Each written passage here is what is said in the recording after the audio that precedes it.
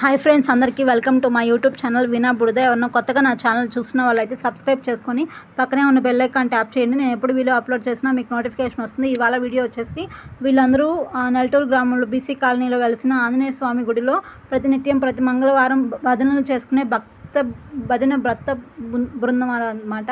స్వామివారి సంకీర్తనలు పాడుకుంటూ భజనలు చేసుకుంటారు. ఇంకా గుడిలో ప్రధాన పూజారి వచ్చేసి అశోక్ స్వామివారి ఆధ్వర్యంలో ఆ ఊళ్ళో వెలసిన రామాలయం దగ్గర నుంచి ఈ గుడి కూడా తిరుమల ట్రస్ట్లో కలిసింది. అక్కడ నుంచి అక్షింతలు వచ్చాయి, నరేంద్ర మోడీ గారు పంపించిన అక్షింతలు.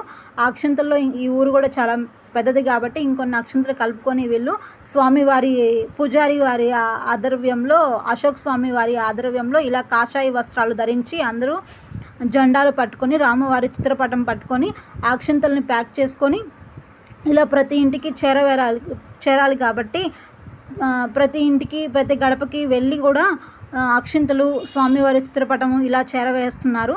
అలానే వీళ్ళు ఇచ్చేటప్పుడు కూడా స్వామివారి తారక మంత్రాన్ని శ్రీరామ జయ రామ జై జయ రామ అనే తారక మంత్రాన్ని జపిస్తూ ఇస్తున్నారనమాట.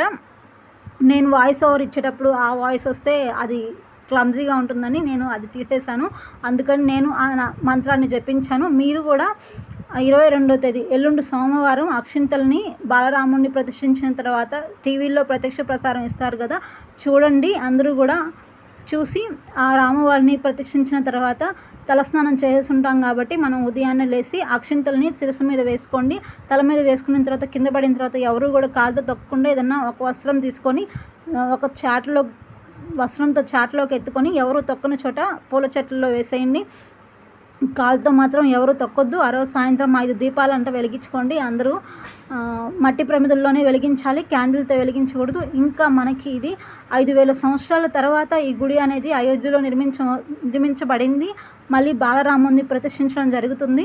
దాదాపు చిన్నగా చెప్తాను నేను, నాకు తెలిసినంత వరకు దాదాపు 1528వ సంవత్సరంలో అక్కడ ముస్లిం రాజు అయినటువంటి ఆయన అక్కడ అయోధ్యలో రామ మందిరాన్ని పడగొట్టి మసీదు నిర్మించారంట. అప్పటి నుంచి కూడా అక్కడ ప్రజలు రామ మందిరాన్ని తిరిగి నిర్మించాలని గొడవలు పడి ఎంతోమంది మరణించారు. తర్వాత 428 సంవత్సరాల తర్వాత ఫిబ్రవరి 2020లో 28వ తేదీన తిరిగి రామ మందిరం అయోధ్యలో నిర్మించడం జరిగింది. శంకుస్థాపన జరిగిందనమాట. శంకుస్థాపన జరిగిన తర్వాత శంకుస్థాపన జరిగి నిర్మించబడింది.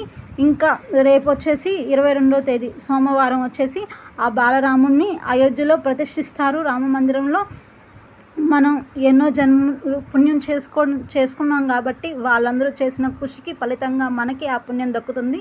ఇంతే అంది, నాకు తెలిసింది మీకు ఇన్ఫర్మేషన్ ఇచ్చాను. ఈ వీడియో కానీ మీకు నచ్చితే లైక్ చేయండి, షేర్ చేయండి.